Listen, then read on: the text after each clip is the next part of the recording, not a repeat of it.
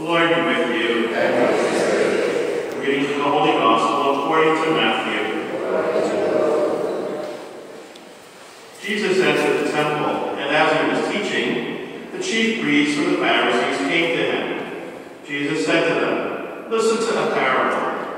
There was a landowner who planted a vineyard, put a fence around it, dug a winepress in it, and built a watchtower.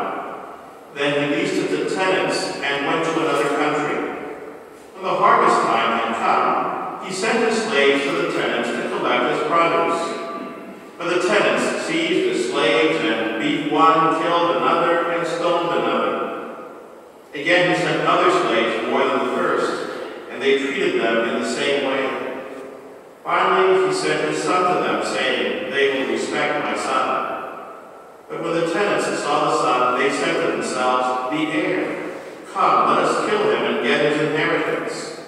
So they seized him, threw him out of the vineyard, and killed him. Now, when the owner of the vineyard comes, what will he do to those tenants?" The chief priests and the Pharisees said to Jesus, "He will put those wretches to a miserable death, and lease the vineyard to other tenants, who will give him the produce at the harvest time." Jesus said to them, "Have you never heard of the Scriptures?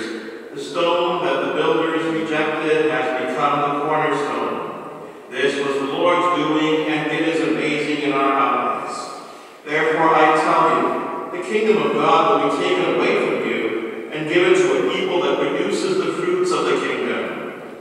The one who falls on this stone will be broken to pieces, and it will crush anyone on whom it falls." When the chief priests and Pharisees heard his parables, they realized that he was speaking about them. They wanted to arrest him, but they feared the crowds because they regarded him as a prophet. The Gospel of the Lord.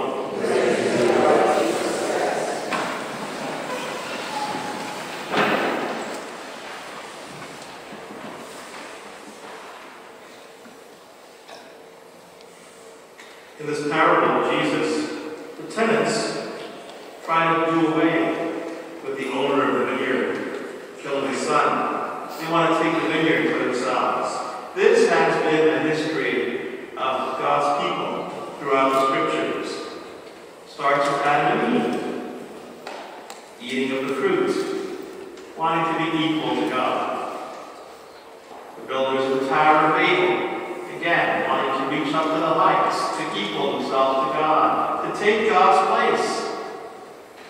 And we can fall into that kind of thinking in our own time. We forget that God is God and we're not God.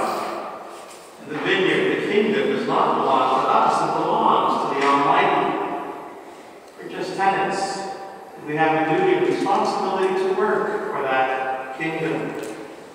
And by our acts, we shall be known as faithful stewards of the goods that God has given to us.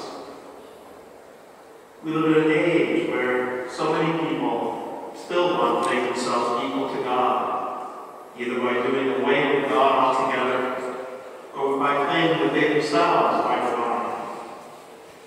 We're only human. Yes, created in the image and likeness of our God. But we never forget God's place and our place.